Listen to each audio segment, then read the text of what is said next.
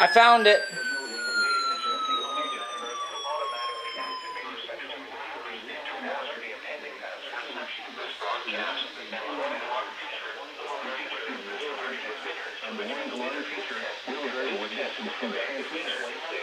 This test is conducted each Wednesday between 11 a.m. and noon, but may be postponed if there is hazardous weather in the region. In that case, Of course the reception goes out on this. available good weather day. We now return to our regular programming.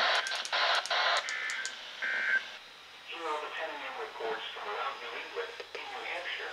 Oh. Partly sunny, but temperature was 30 degrees, but 2. Wow, they were freaking fast today.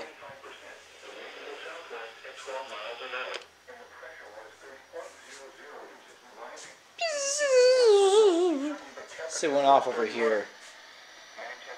Yeah, everything here went off. That went off for WNG 575.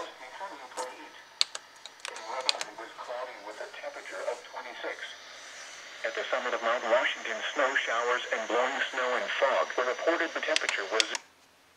Okay, that went off.